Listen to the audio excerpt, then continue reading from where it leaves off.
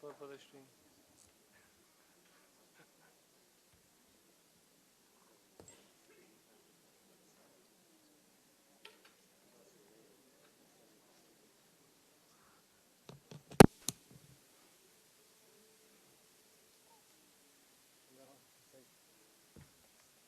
It's like the World Cup.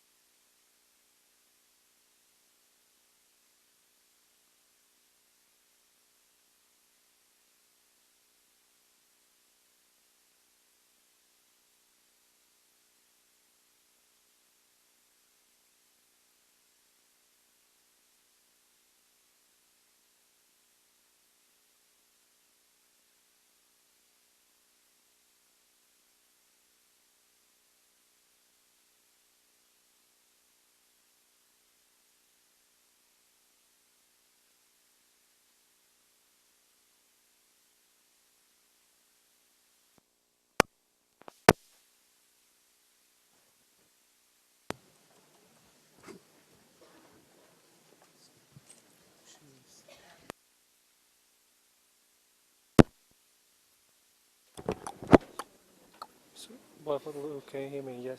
Yes, I can. Good. Sound check. Can you hear me? Check, check, check, check. 1, 2, 3. 1, 2, 3, 4, 5. Good. Okay. This is a sound check from Ty's microphone. Ty's clip. This is Ty's clip. Ty's clip. Testing from Ty's clip. 1, 2, 3. I'm gonna turn it off.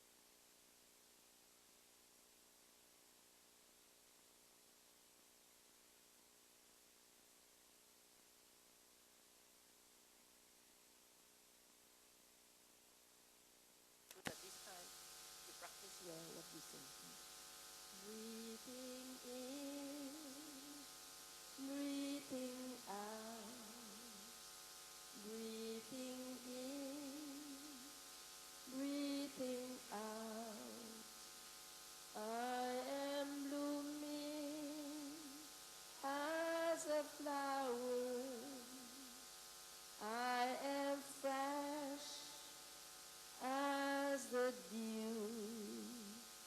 I am solid as a mountain. I am firm as the earth. I am free, breathing in, breathing out, breathing in, breathing out.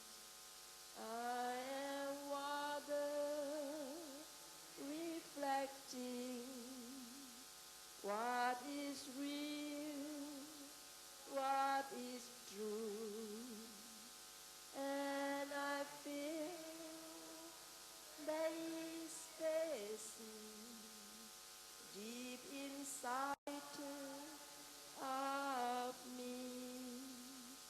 I am free, I am free, I am free.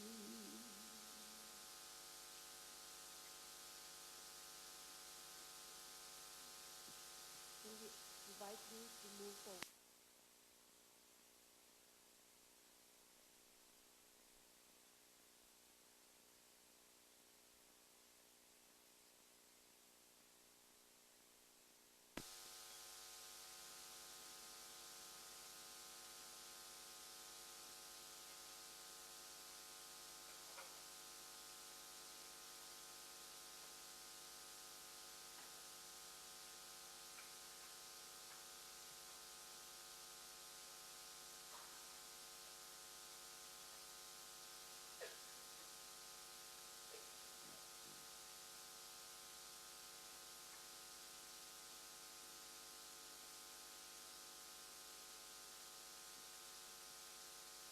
Now the practice song. Happiness is here and now.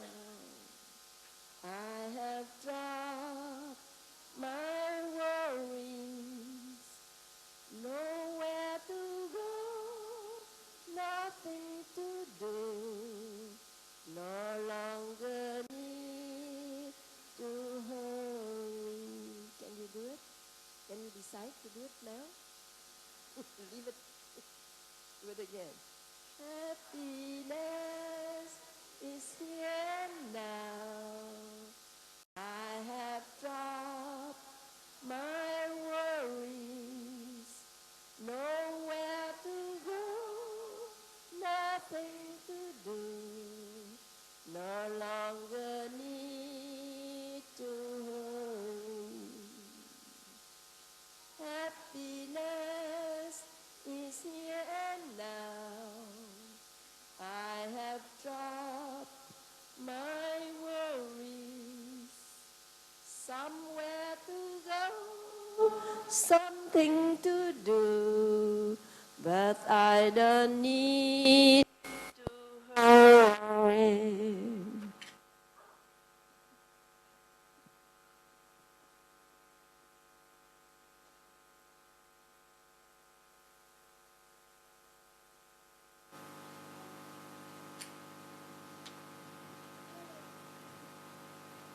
Do it again, happiness. Happiness is here and now. I have dropped my worries, nowhere to go, nothing to do.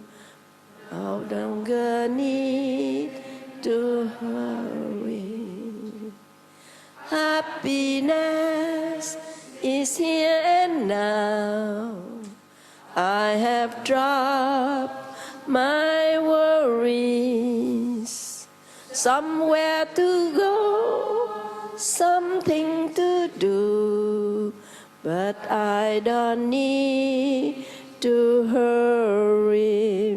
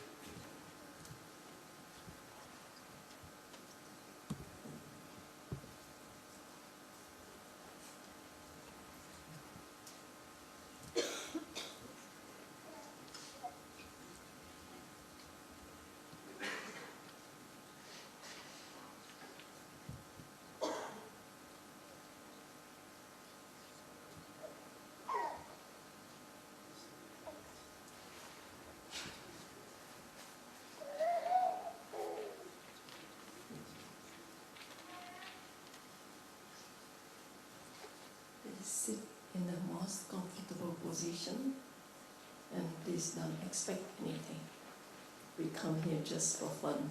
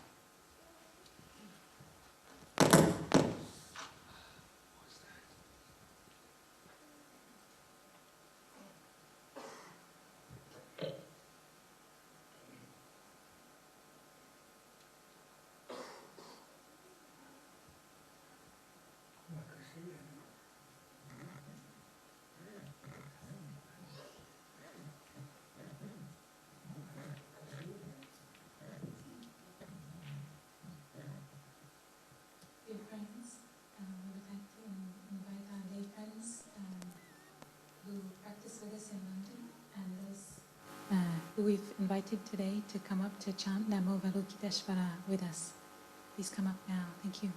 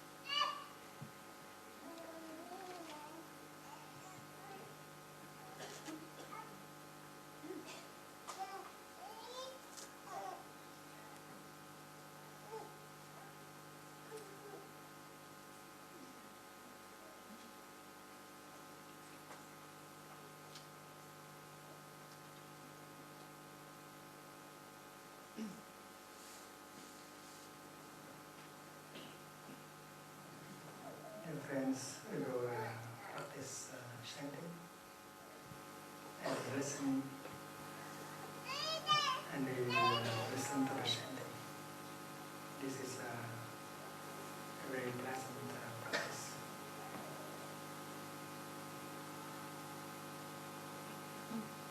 The monks, the lay practitioners, they will chant the name of Avalokiteshvara, the Bodhisattva of deep listening, the Bodhisattva of great compassion.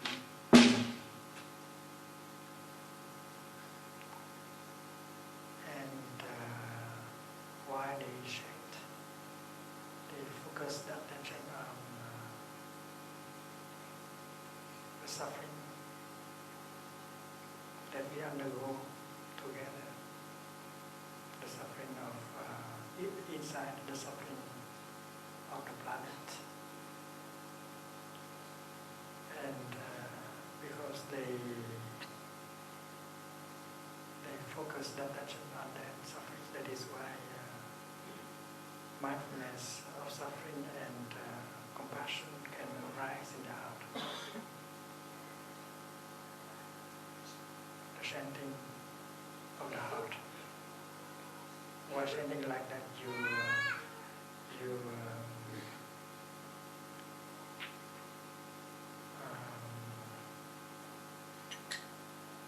produce the energy of mindfulness, of compassion,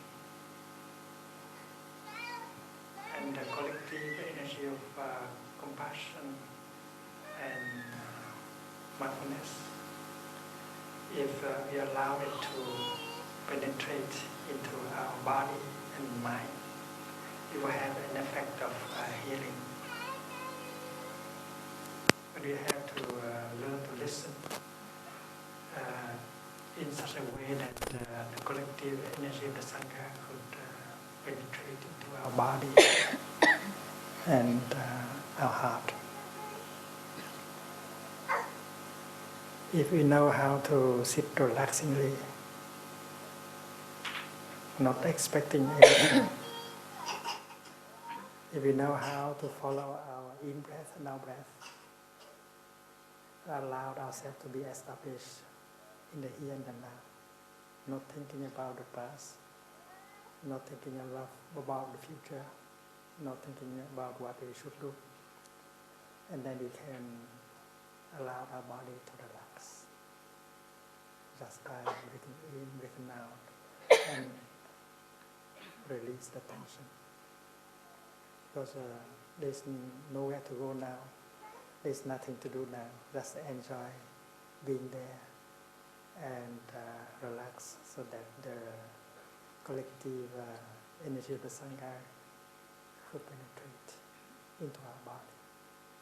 And this is possible with one in-breath, one out-breath.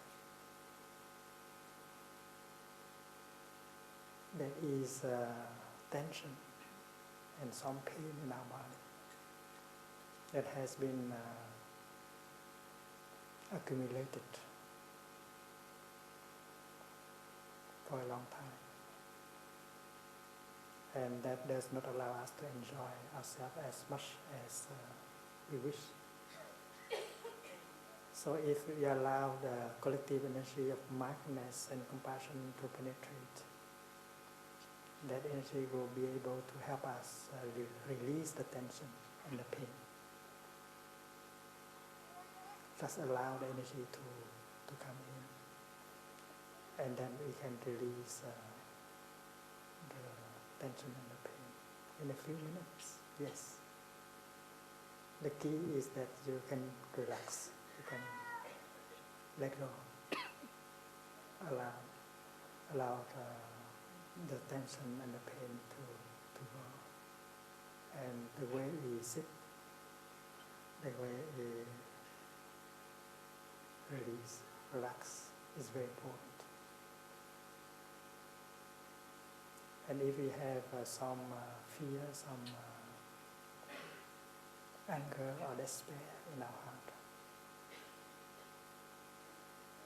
we may like to open our heart so that this collective energy of compassion and mindfulness could penetrate and recognize and embrace that fear, that despair, that anxiety in our heart. And you feel better after a few minutes of listening.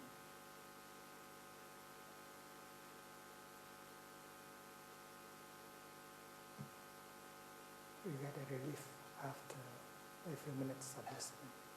If you allow our pain, our fear, our despair to be embraced by the Sangha, by the energy of the Sangha. We allow ourselves to be transported to be embraced by the collective energy of the Sangha. It's like a drop of water allow the self to be transported by the river, the whole river. And it does not have to make any effort, and it can flow to the ocean. And our fear, our anger, our despair will be released by the practice of listening. We don't listen just with our ears. We invite all the cells in our body to join us in listening of the heart. We fully listen. We allow the chanting, the collective energy to embrace us fully. We take refuge. We entrust ourselves to that kind of energy. And it will be very effective. And we can feel much better after 5-10 minutes of listening. And if we have someone who is very dear to us, who suffers now and who could not come tonight, it is possible for us to send this energy to him or to her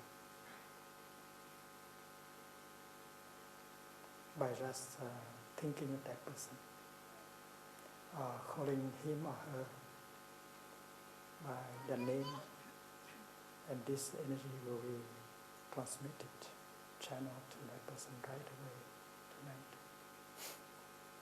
And that person will feel relief at home.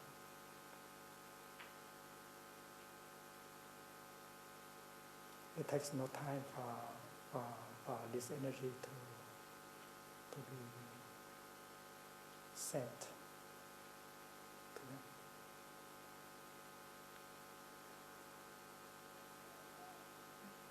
So the chanting will be the chanting of the heart, and the listening is also the listening of the heart. And we have to bring all our mind and body into the chanting, into the listening. The monks, the nuns, the lay practitioners will focus their attention on the suffering inside of them that embraces the suffering of the world and of the planet.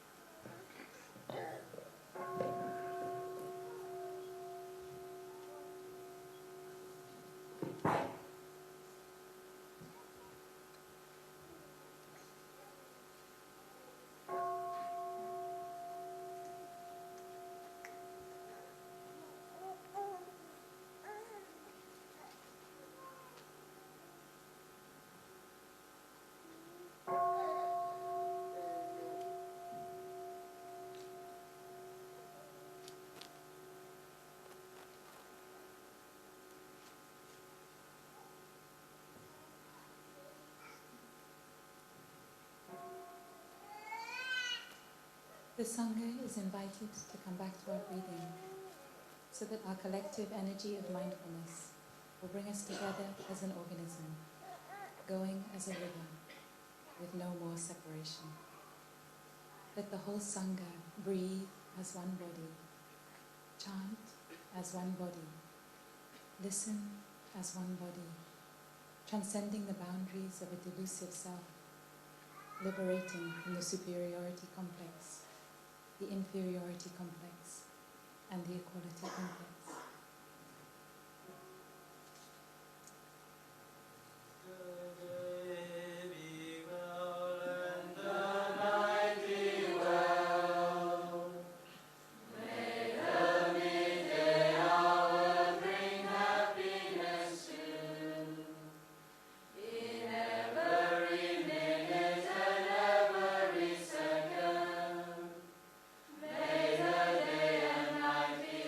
Well.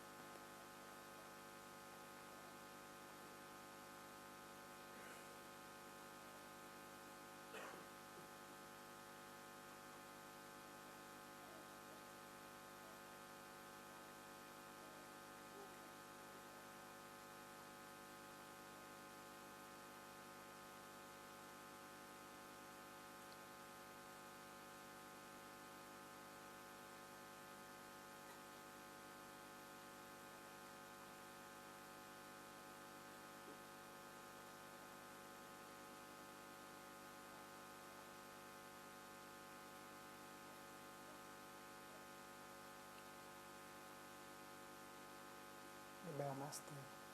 We wait for him.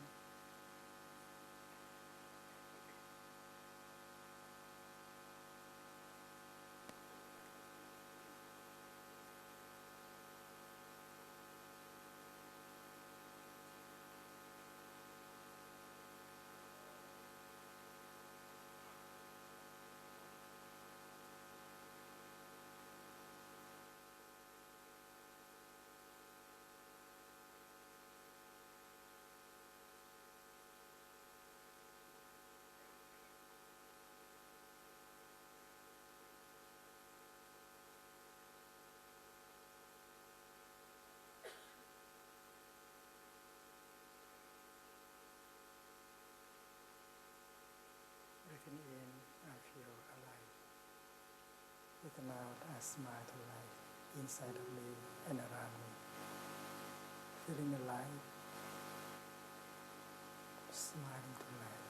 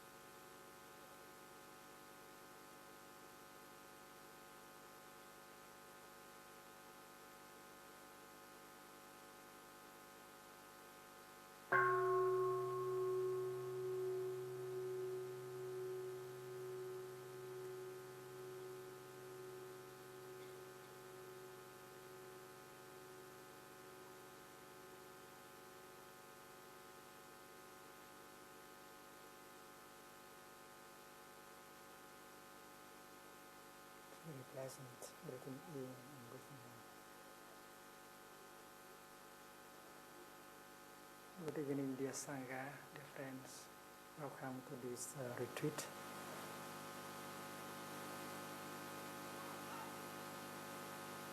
Our retreat is living mindfully and living peacefully. Our practice is to generate the energy of mindfulness. And the energy of mindfulness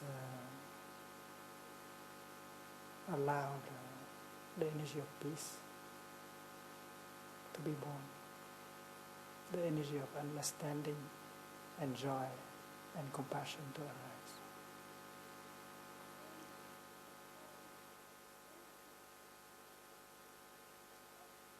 The practice of mindful breathing, the practice of mindful walking can help generate the energy of mindfulness, concentration, insight, peace, joy, happiness. For practitioners like myself, mindfulness and concentration are sources of happiness and joy. You can draw a lot of happiness and joy from the source of mindfulness and concentration. And that energy of mindfulness and concentration we have to generate by ourselves. They don't sell it in the supermarket.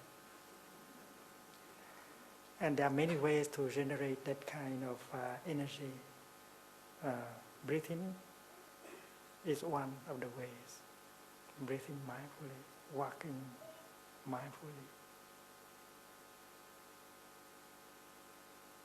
listening mindfully, looking mindfully, eating mindfully, drinking mindfully, taking a shower mindfully, brushing your teeth mindfully. At any time of the day, we can generate energy of mindfulness and concentration.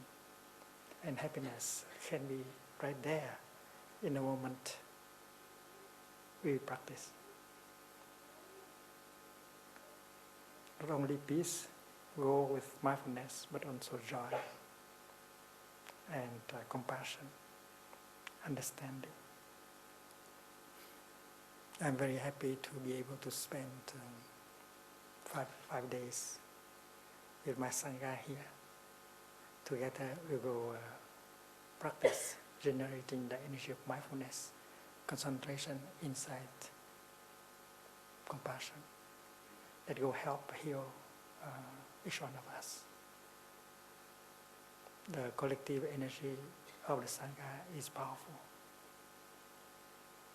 And if we allow the Sangha to embrace us, if we allow the collective energy to embrace us, and then transformation and healing will be possible.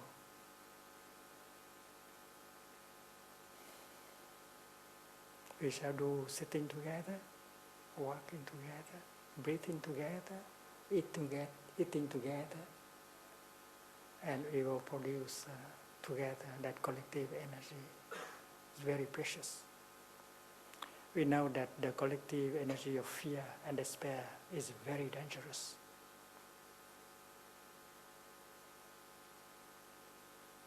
It can destroy millions of us. We should not allow the energy of the collective energy of despair, or fear, or anger to happen. We know that. And we also know that the collective energy of peace, of mindfulness, concentration, and compassion can be very healing, can be very transformative. And that is why we practice together in order to produce that energy. It is that energy that the world needs. And without a Sangha, with the practice of Sangha, we have no ways to produce that energy. I have said several times that one Buddha is not enough for our situation. We need several Buddhas, and each of one can be a Buddha. When we are mindful, when we are awake, when we are able to generate that energy of compassion and mindfulness, well, Buddhahood, the energy of the Buddha become a reality in every one of us. And our intention, our expectation is that we can make every moment of this retreat a happy moment, a peaceful, happy, joyful moment. And this is possible with the practice of mindful breathing, mindful walking, and so on. Welcome to the retreat. And tonight, Sister True Virtue will offer you instructions as how to enjoy deeply each moment of our retreat. Sư cô Chân Đức. She will speak with a British accent.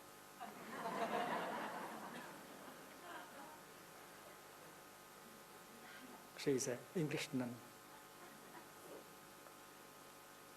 Enjoy your retreat. I'll be with you early in the morning.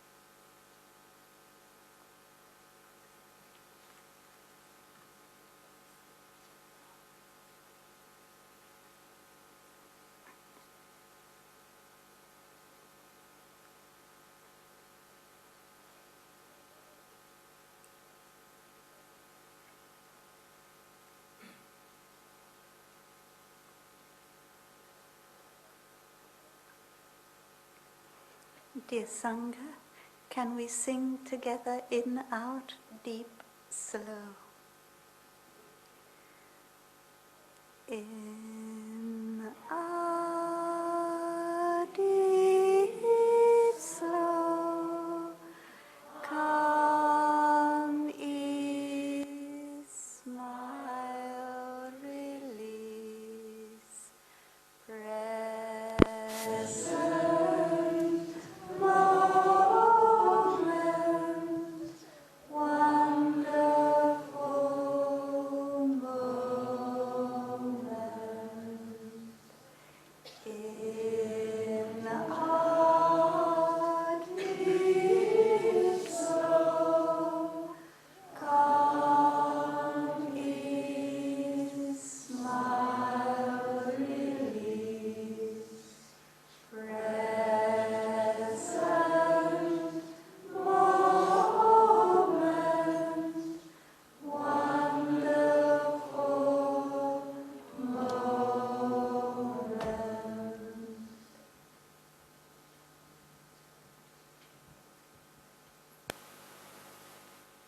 So, dear Sangha, if we can enjoy our breathing, then every moment can be a wonderful moment.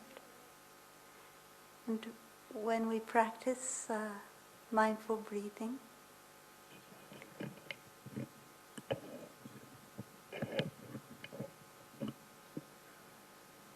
and we enjoy that practice, then we know that we are practicing the right way. Because to breathe mindfully is not hard work. To breathe mindfully is to spoil our lungs, just to let our lungs do what they want to do naturally, and we enjoy our in-breath and our out-breath. So the first practice is breathing in. I know I'm breathing in. And breathing out. I know I'm breathing out. And we just have to recognize this is an in-breath and this is an out-breath. And I think that we can all do that. So now we will listen to a sound of the bell, and when we hear that sound of the bell, we will recognize our in-breath and our out-breath 3 times. And just enjoy being able to breathe, being alive.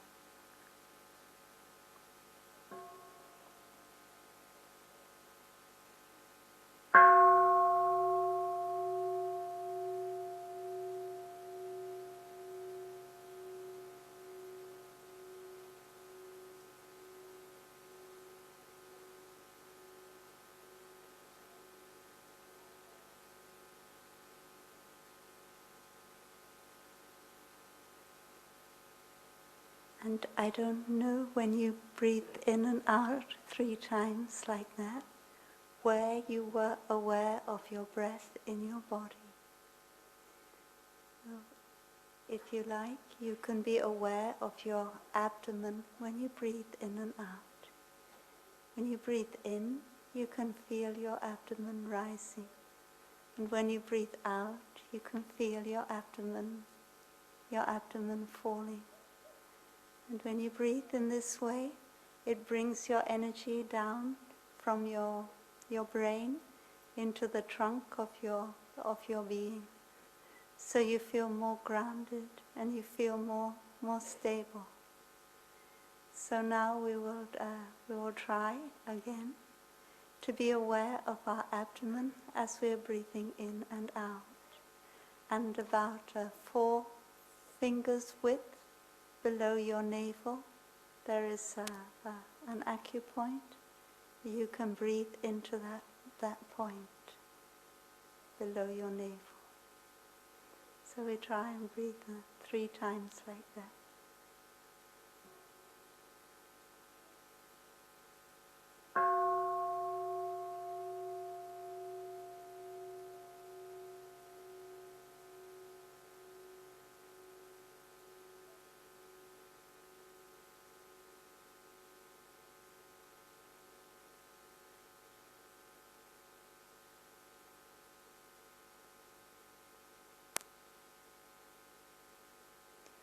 So it's very wonderful to be alive, to be breathing. And to help us relax, we can always smile. When we smile, it releases the tension in our face, but it also releases the tension in the rest of our body. So you can remind yourself when you breathe out to smile. You're not smiling for somebody else, you're smiling for yourself. You're smiling so that you can relax, so that you can release. And when we practice the sitting meditation, we want to feel that we are solid, like a mountain, but at the same time we want to feel that we are very relaxed and very at ease. So if we're sitting on a chair, we need to we put both our feet on the ground, and we try not to lean too much backwards. We have our back as straight as possible and our shoulders relaxed as possible. And we draw in our chin a little bit and let our forehead a little bit forward so that our head is straight on our neck and our shoulders are relaxed. And when you sit in the chair, you can enjoy sitting meditation just as much as when you sit on the floor. And when you sit on the floor, you don't have the support of the back of the chair, so you need to have the support of your legs. And if possible, you have both your knees on the ground, so that you're really supported. And you can place one foot in front of the other, or between the calf and the thigh, or you can place on top of the thigh. And gradually you bring down your knees. And if you like, you can sit in the kneeling position, so that you are kneeling, but you are also sitting on your cushion at the same time.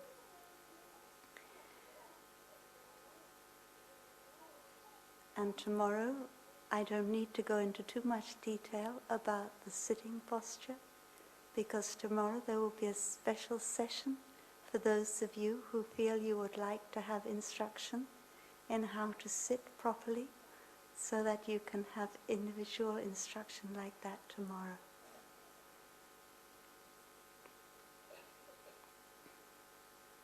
So once you arrive in the meditation hall, you go quietly to your seat. And you arrive at 6:30 tomorrow morning, but I think it's better you arrive before 6:30. Then you have plenty of time to settle down. The meditation will begin at 6:30, but you can come before that. And if you are unfortunate and your alarm doesn't work properly, and you don't manage to wake up in time, then you feel it's a pity, you have to miss the meditation, but you can sit outside the meditation hall. Because once the meditation has begun, we really want to bring all our attention to our in-breath and our out-breath without any disturbance. So someone who comes in late will a little bit disturb us. So we ask, if you're late, to sit outside for half an hour while the meditation takes place, and then after that, when the bell at the end of the meditation is invited, you can come in and you can join us.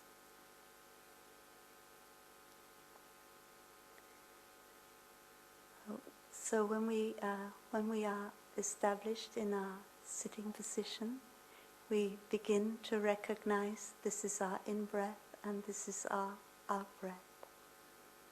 And if you find it very difficult to concentrate, you can count your breath. You breathe in and out, and you count 1, and then in and out, and you count 2, until you come to the number 10.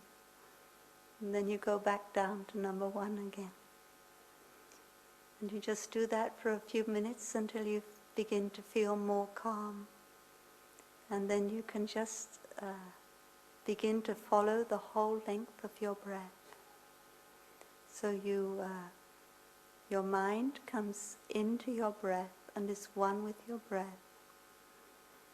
And at the beginning of your in-breath, your mind comes down to your in-breath. It stays with your in-breath right the way until the end. And then your mind stays with your out-breath right the way until the end. And your mind and your breath become one. So that's all there is. There's just the breathing. And after you practice like that for a little bit, you begin to feel more calm. You are like a cup of water that has little particles in it, and the particles, they begin to settle down. That is like every cell of your body, it begins to settle down and feel more calm. And as your body feels more calm, your mind feels more calm. So you can recognize, now I feel more calm. You can remind yourself, I'm feeling more calm. I'm feeling more peaceful. Because if you don't remind yourself, you might forget. And if you forget, you won't feel so calm and peaceful. So you tell yourself, now I'm more peaceful. And you can smile. Smile for yourself.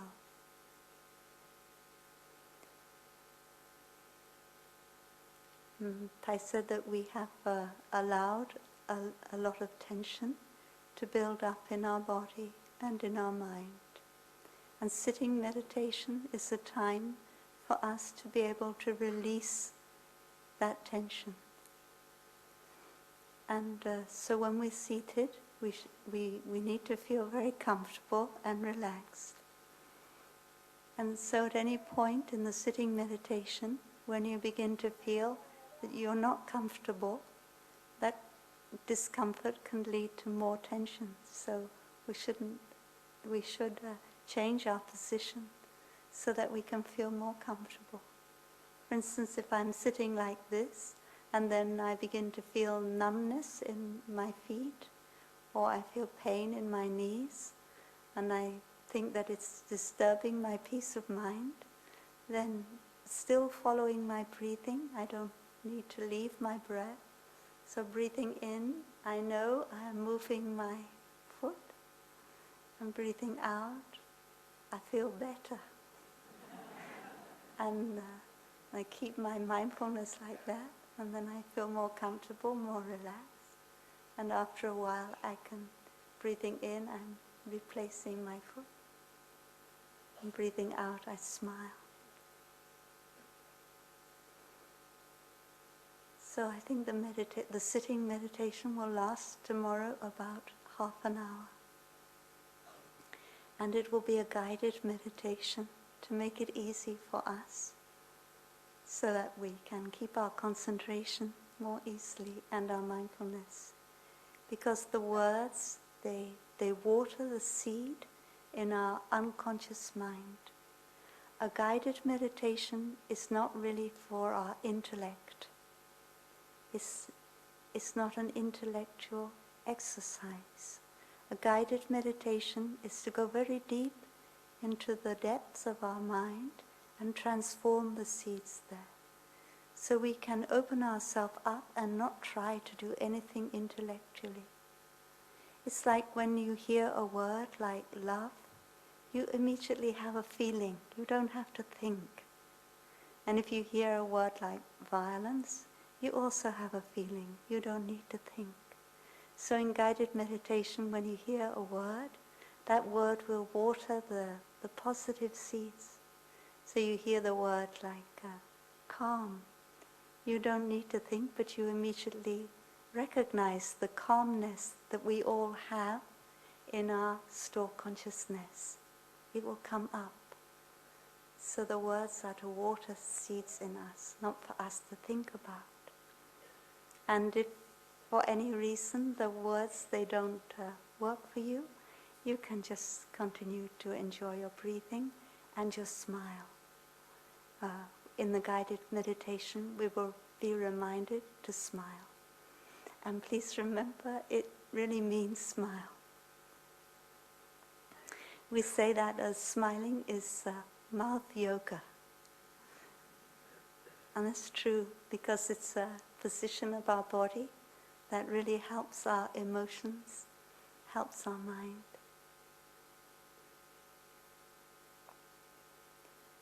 If you look on the schedule, you will see that every night at 10 o'clock we practice something called the Noble Silence. And we practice the Noble Silence from 10 o'clock at night until after we finish breakfast. So we have a long chance to just enjoy our breathing and our steps. Our breathing and our steps are the most concrete ways of making each moment a happy moment. And out in the world, we have to make conversation in order to be polite. But in the Sangha, in our retreat, we know that we have many ways of communicating which don't need words. For one thing, we can join our palms. And another thing, we can smile. And another thing we can do is the way we look at someone. We can look with compassion, with love. And these are wonderful ways of communicating that don't need words. And we can practice from 10 o'clock until after breakfast. Noble silence doesn't mean to say that we don't communicate, that we don't look at each other. We do. We look at each other deeply. I explain a little bit what this means. You don't have to do this. It's also a kind of yoga. You imagine that this hand represents my body and this hand represents my mind. And when I join the two hands together, I bring myself together. I come back into contact with myself. My body and my mind come back together. And I join my palms in front of my heart. So it means that I send a message from my heart. And I send a message to the other person with my hands. First I have to connect with myself, and then I connect myself to the other person. So this is the meaning of this. But if you don't like this gesture, there are other things you can do. You can put your hand on your heart, or you can wave like that.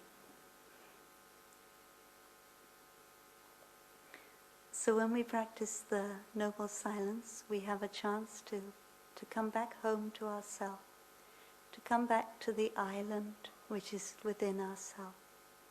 And we all have that safe island within ourselves. When we're not distracted in the things we hear, the things we see around us, we can come back to that island, and then we can feel more solid and more stable. And in the Noble Silence, we have a chance to come back. And when we first come back, we may notice that we think a lot. But really, you're not thinking more than you normally do. Normally, you don't notice that you're thinking because you're too busy. But now you're not so busy, so you notice that you're thinking. So don't worry, because we're all thinking like that. The brothers and sisters, they're probably also thinking like that. And when we practice silence, it just means we notice we're thinking, and we can slow the thinking down a little bit. And there may be moments even when it completely stops. But we don't have to expect those moments. They come naturally.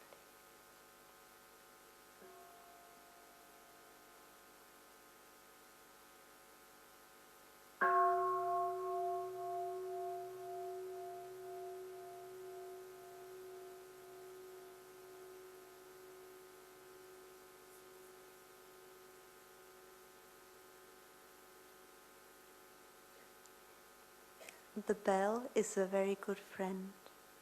The bell is a friend who reminds me to come back to my true home. And whatever time of day it is, whatever I'm doing when I hear a bell, whether it's the temple bell, this bell, or whether it's the church bell, I always stop. I stop everything, my thinking especially. And the bell is a real help when I want to stop. And sometimes we feel that we don't hear the bell enough. We need to stop more, because we're always running. We always want to get somewhere in the future. The present is not enough for us.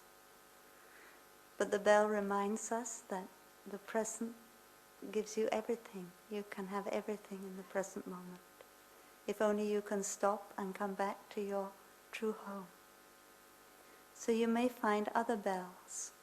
You may like to use the telephone, the sound of the telephone as a bell. Before you answer the telephone, you just stop and come back to yourself. Come back to your breathing, your body, and stop. And then when you answer the telephone, you will sound very sweet. And even if the person on the other end isn't very happy, they will soon be happy by your happiness. And you may like to use something on your watch that makes a beep sound every hour for you to come back to yourself, to stop everything, and just enjoy the present moment. And when you sit in your car, before you turn the key in the ignition, you can use that as a moment of complete stopping, come back to yourself and breathe. After we practice the sitting meditation, we will stand up and then we will sit down again and we will listen to a reading from the Buddhist canon, Buddhist scriptures. And this reading is very practical. The reason we listen to it is because it will guide us during the day. It will give us an idea of some of the things we can do to make our life happier during the day. And then after that, we will still be in silence. We have a little bit of time before breakfast to practice exercises. And I'm not quite sure how it will be organized, but maybe there will be an announcement tomorrow after the sitting meditation to tell us where to go. So we can have some physical exercise every day. And after that, we will have breakfast together. And breakfast is a wonderful time. We have plenty of time to eat.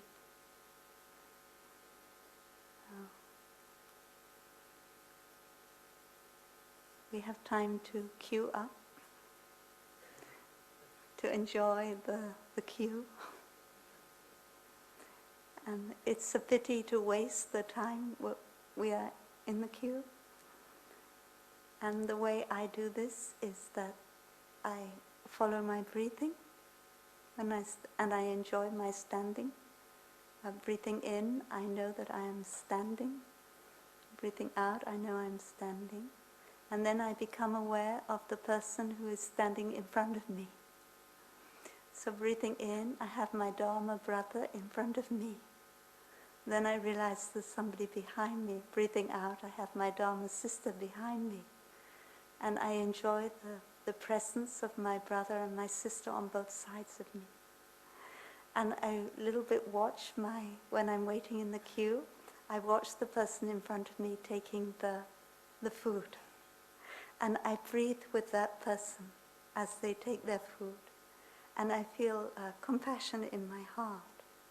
I feel love in my heart for the person who's mindfully serving themselves with food in front of me. And it reminds me that when it's my turn, I will do the same. I will practice mindfulness as I serve myself to food in order to be an inspiration for the person who comes after me. And in this way, We all help each other. We all support each other in the practice.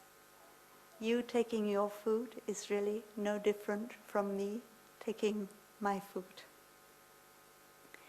And then we go to our place, and I think somebody will help you. We try and fill up one table before we sit at another table, so that we feel that we're in a family. We have our practice friends to sit with. And once the table, we don't begin to eat until the table is full. And when the table is full, one of the friends sitting at that table will read the 5 contemplations. And the 5 contemplations are how we can practice when we're eating. We practice to see the food as a gift. We are very lucky. We have something to eat today. And that gift comes to us from the earth and the sky, and from the work of the cook and the farmer. And we recognize that we have this gift. And like when we receive any gift, we feel gratitude. And when we feel gratitude, we can feel happy. Feeling grateful makes us feel happy.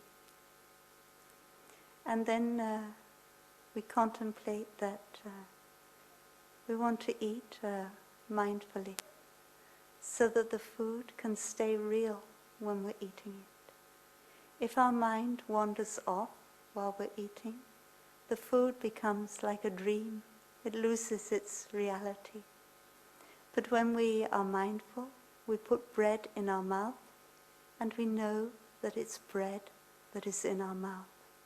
It isn't a dream, it isn't our plan for the rest of the day. It isn't our worry or our fear that we are chewing. It's simply bread. And bread we can visualize growing in the field. We can see the wheat, we can see the rain, we can see the sunshine. And so that we are nourished in our body, but we are also nourished in our spirit at the same time. So a mealtime is to nourish our spirit, 50%, and to nourish our body, 50%. And we eat very slowly. We have plenty of time. This is the difference between being on a retreat and not being on a retreat. But we hope you can take the slow eating away with you when you go. And we can chew each mouthful until it becomes liquid. We can chew it 30 times, we can chew it 50 times or 100 times. And when we're chewing, it will become sweeter and easier to digest, because the saliva will begin to digest the food in our mouth. So we will find that we need to eat less. Because our food is better digested, we will not need to take so much.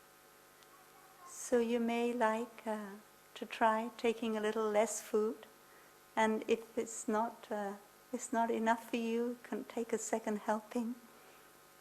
Many people say that when they eat mindfully and slowly, they eat less.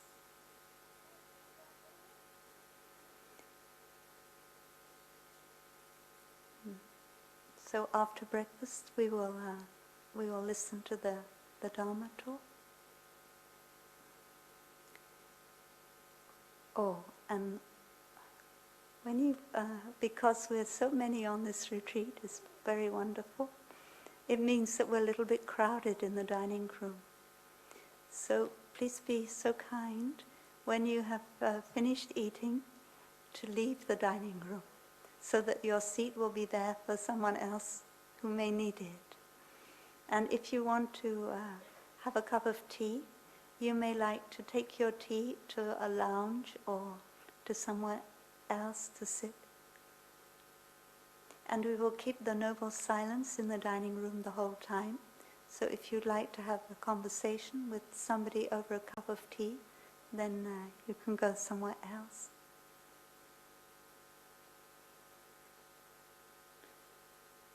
So after breakfast we listen to the Dharma talk, which will be given by Thai.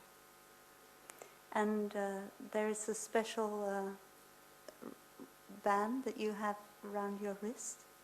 So please wear that because it helps the university to know who's officially here and who's not. If you have a band, you're officially here. And it also shows you a color which tells you other things too, but I don't really know what. And I think it tells you something about whether you should be in this room or in another room.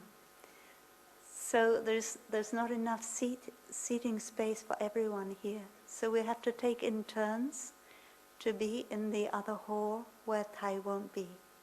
Well, Thai will be because Thai is in each one of us. So on the other hall you will see on the screen.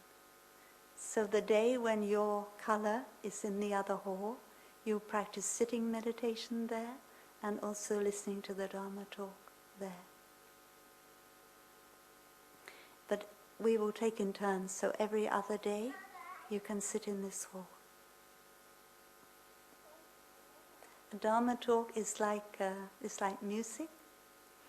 It's like I said about the guided meditation. It is to water the best seeds in us. So we just let it come into the deep levels of our consciousness, like we would listen to a piece of music. And we don't have to try and remember what was said. And we don't need to take too many notes, because if we do that, then our energy is more in our intellect and the words cannot penetrate us deeply. So don't try and remember. If you like, after the talk, you can just note down the most important thing that came to you during that talk. And you can always have a CD if you want to invite a CD home to hear again.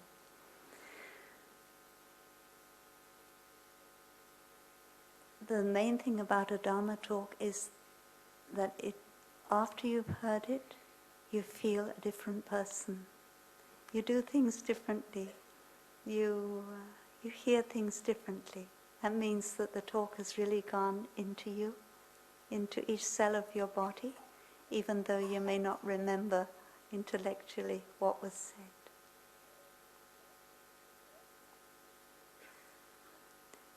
After the Dharma talk, we will practice walking meditation.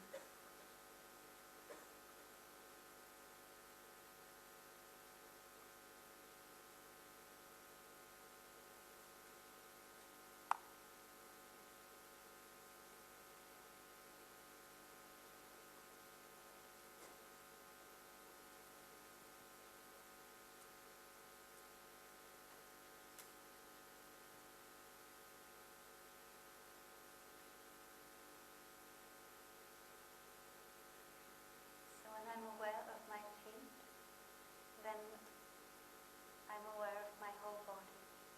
My feet help me to be in touch with my whole body. And whenever I walk with my feet.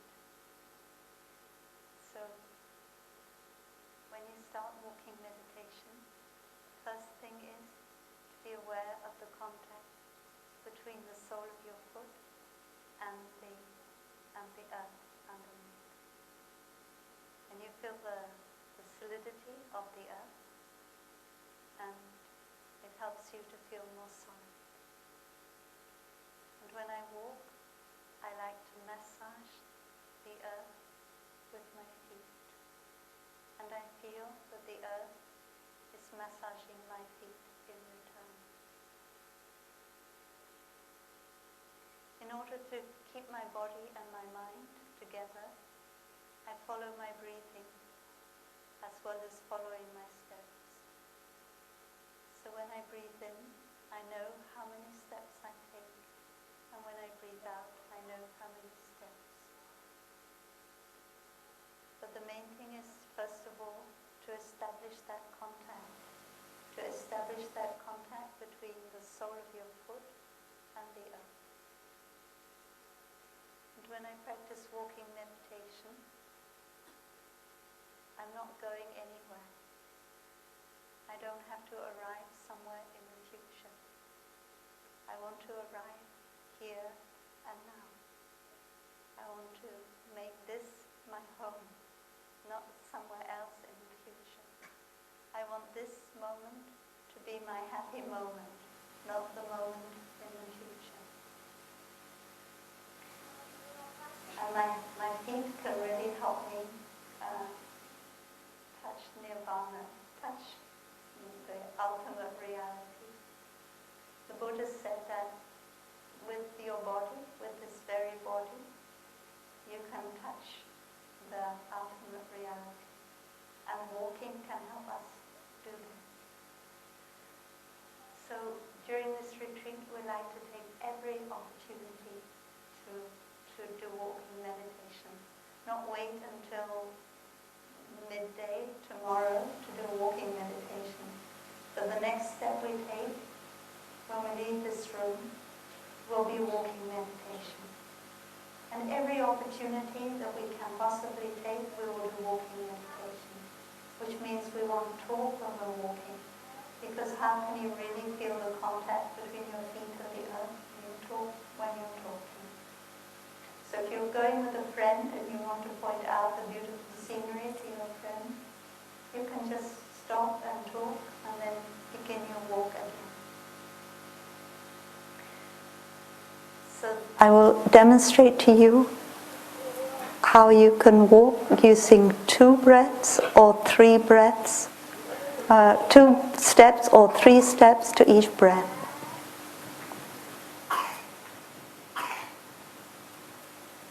So when I do like this, I'm breathing in. And when I do like that, I'm breathing out.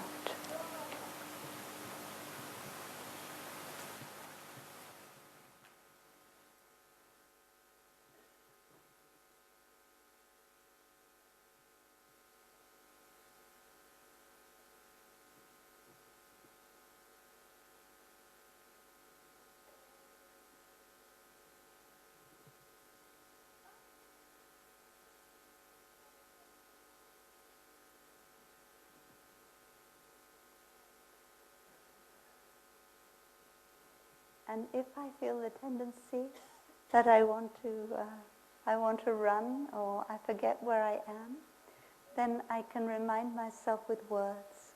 And when I breathe in, I can say arrived. And when I breathe out, I can say at home. Arrived, arrived, at home, at home. And that helps me to stop. So we talked before about stopping. And we can stop when we're walking. You can see when you look at somebody whether they've really stopped when they're walking, or whether they're still running as they walk.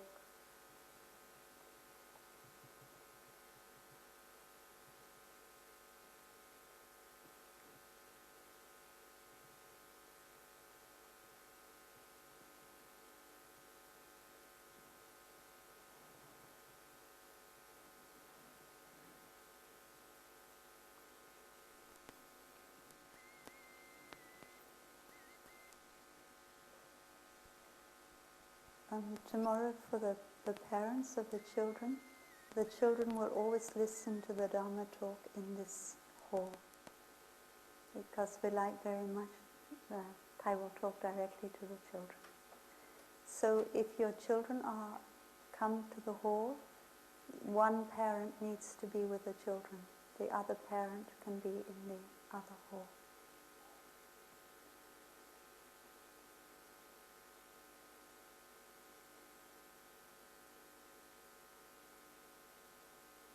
After the walking meditation, we will have lunch.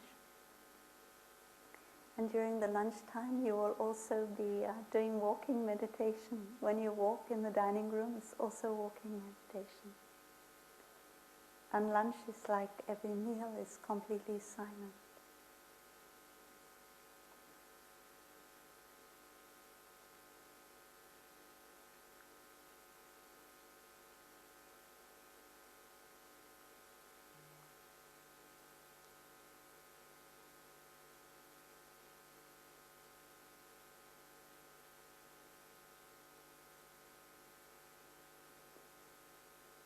So we listen to the sound of the bell.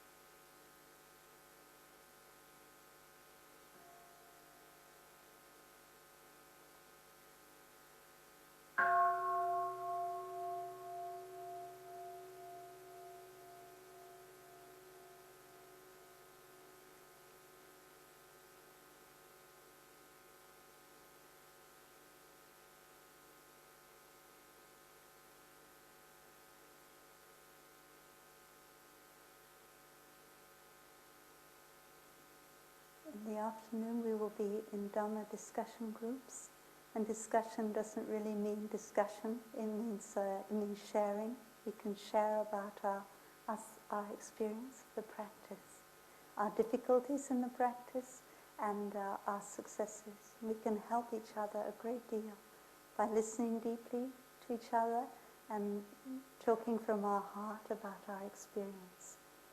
So your Dharma discussion group or your Dharma sharing group is your family. We call it family. And so these are the people you will know best in this retreat, the people you are in the group with. And you also have a long-term lay practitioner or a monk or a nun in your group. So with that person, you have any questions, or you need any help or advice, you can always come to that person.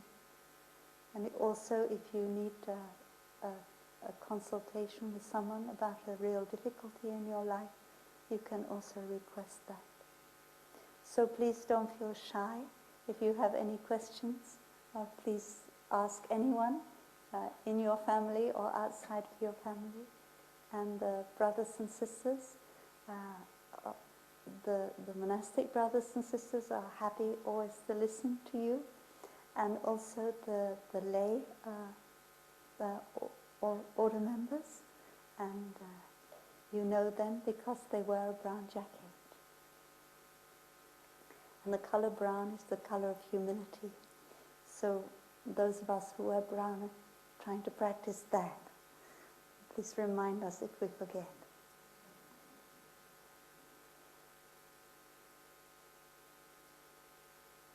So what have I forgot? The many things.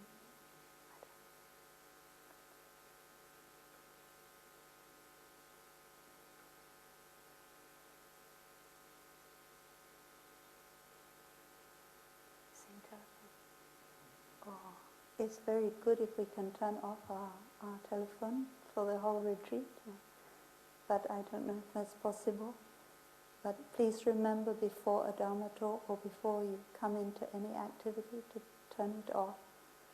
Or sitting meditation is sometimes difficult to remember, but if you can have some way to remind yourself before you come in the door to turn it off.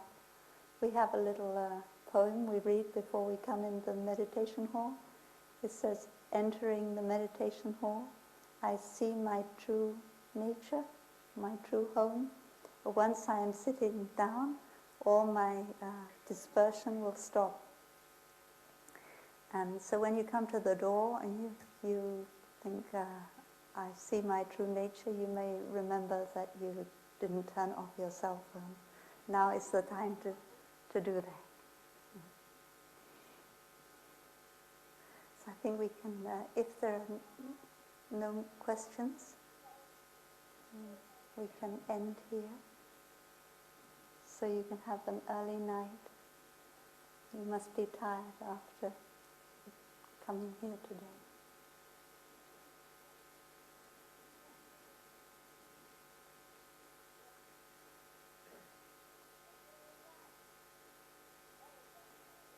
So if we can remember to practice noble silence at 10 o'clock, but if you can be silent from now on, it's very good also.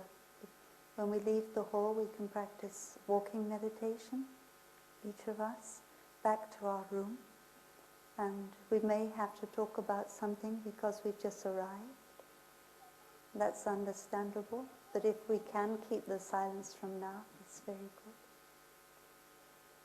But when we walk, we will remember not to talk, so we can really enjoy our walking. I hope everyone has a very relaxed, good night, and continue throughout the retreat to feel relaxed and at home.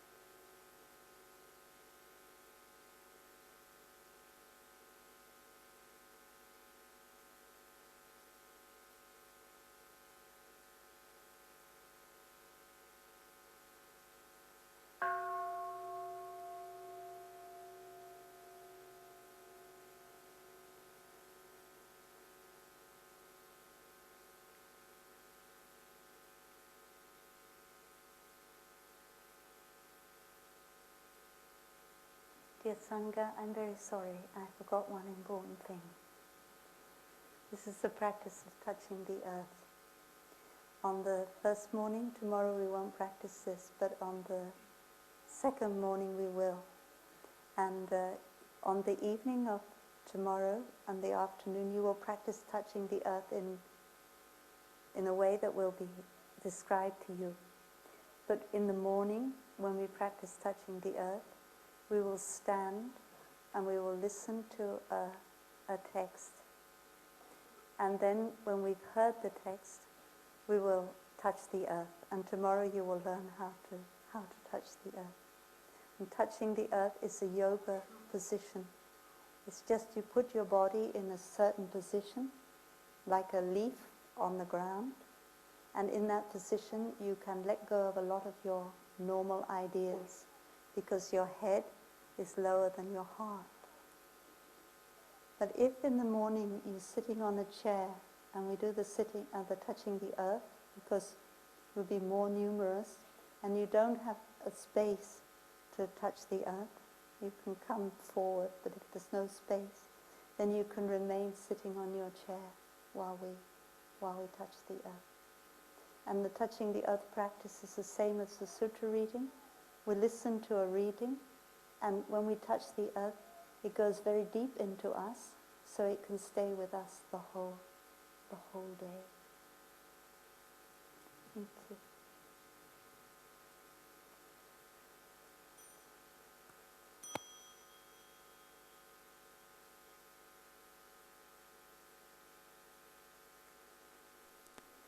So this bell is an opportunity for us to undo our feet and to massage ourselves so that we prepare to stand up. And when we hear the next sound of the bell, we will stand up. Do we have any announcements? But before we do that, we will listen to some announcements.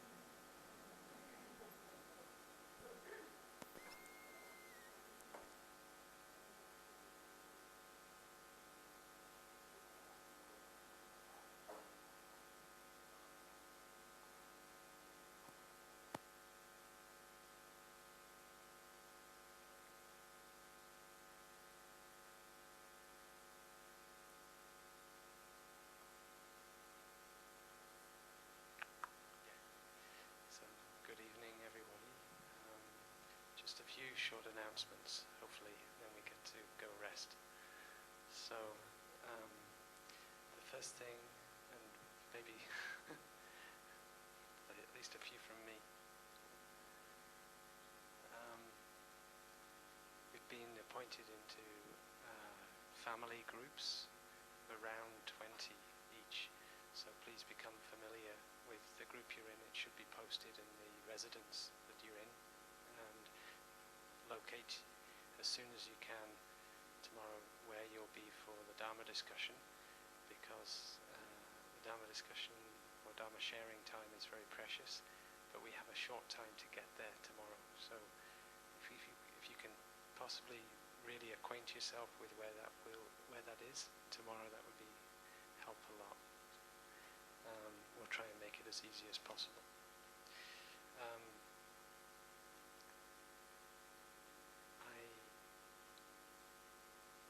I hope I'm not doubling up what Sister Annabel, but just a quick reminder about the dining hall practice is to fill up a table at a time as you go into your dining hall. Wait for the table to be full, and someone will read the 5 contemplations on your table, and then you begin to eat together like a family. And the whole duration, the whole time in the dining hall should be silent. So for conversations, you can take a cup of tea outside the dining hall. If you have queries during your time, there is a retreat information desk in this building. We request that you don't go to the Nottingham University information desk, but go to the retreat information desk. Everything should be able to be answered there. In this hall there is a hearing loop around the edge, so if you're hard of hearing and you're in this hall, I'm told that it's better to sit at the outside edge of the room. For the hall 2, apparently the hearing facilities there is much better, even better, and so there's no need to choose a position. It should be good everywhere. About the hall arrangements, hall 1 and 2, you've probably been told during the registration with your coloured bands, you need to know which time it's for you to be in the hall 2, so that we rotate, and everybody should only have one time in hall 2. Not that it's a very comfortable place, but obviously we enjoy to be here, but we will be very much linked to each other. Tomorrow we ask that all those lay friends living in Rutland main block, wearing the pink wristband, if they will go for sitting into Dharma Hall 2 for all sessions. The whole day, for all the sessions of tomorrow, be in Dharma Hall 2. So that's...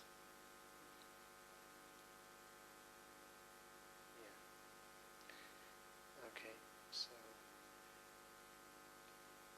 can I ask the question, do you already know if you're in group A or B? Yeah?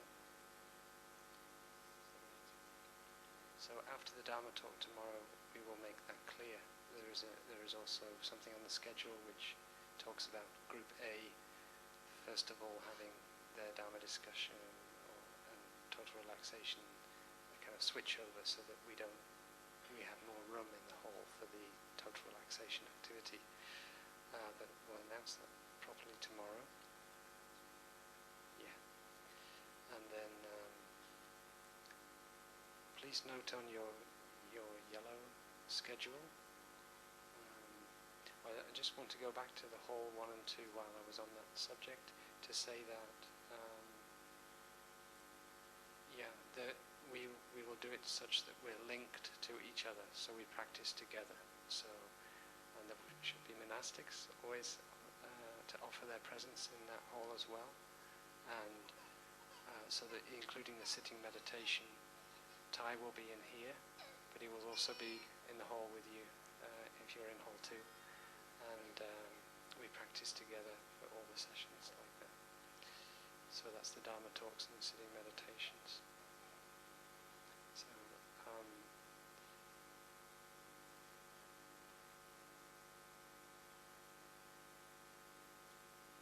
So there's advice here that's also, I noticed there was a notice about this. If anybody does have a pacemaker, you're advised that this is the better hall for you because of the sound loop equipment in the Dharma Hall 2.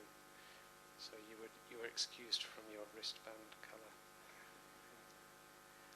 Please do not leave sitting cushions in the Dharma hall after the morning meditation. Okay, and if there's a show of hands to see how many would like to be doing sitting meditation and not be on a chair, we may clear a few more rows of chairs. Let's see how many would like to be sitting. That's a good portion. Okay, so Fatnyang, just to be aware, he'll do his best. I don't think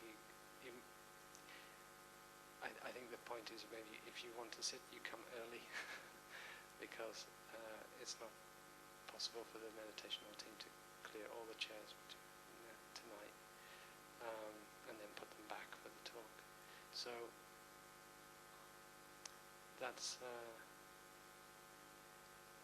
all for that. One point about sitting meditation, it begins 6:30 tomorrow morning, so that's our first activity. Please arrive in the hall 5 minutes early. The sitting will begin promptly at 6:30 and Thai will already be in. So come as early as you like for sitting, but try to be 5 minutes early. And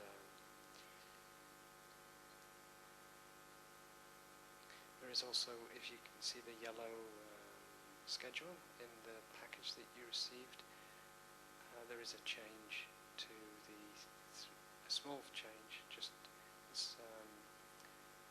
where it says 3 o'clock session, it should say 3 to 3:45, and then the Dharma discussion, instead of saying 3:45 beginning, it should be a 4 o'clock beginning. So that allows 45 minutes for the 3 o'clock session and 15 minutes to arrive and begin your Dharma discussion in your Dharma discussion location. So I hope that's clear, and we'll make that announcement again tomorrow after the Dharma talk, I think. There is now a couple more announcements.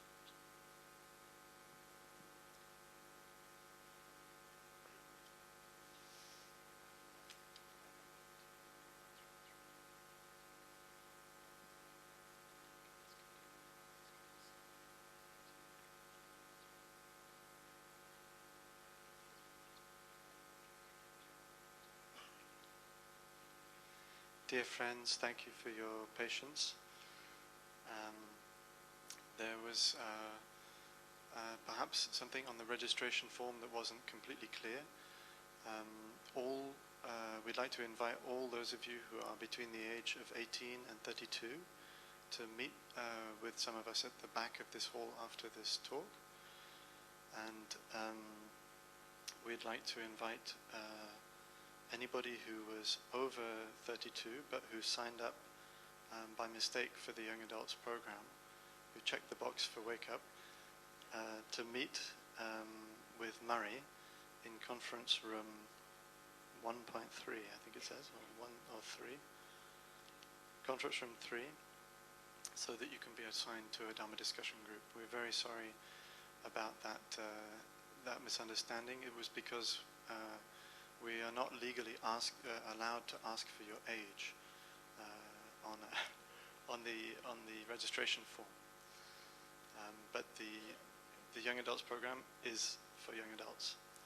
So there may also be people between the age of 18 and 32 who might have thought that the Wake Up program is something strange and sort of a little bit weird, so maybe they didn't check that box. But we'd really like to invite you to come and join with us. We're just following the same program as everybody else.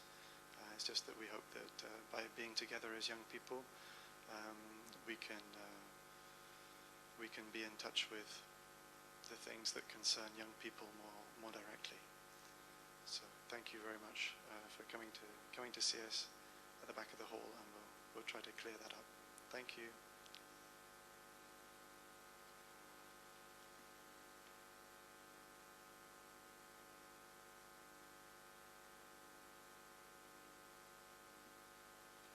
So, just in case that wasn't clear, please, everyone who's between the age of 18 and 32, come and meet us at the back of the hall. Even if you did check the box, still come and say hello. Thank you. Dear friends, just a moment, please.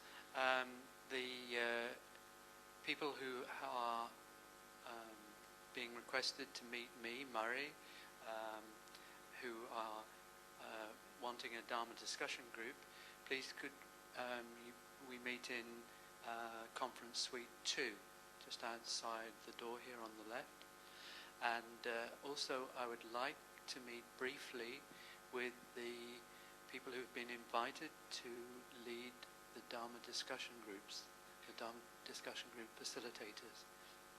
I'd like to do that here just for a couple of moments as soon as we finish. So I think that's everything. Sleep well. Thank you.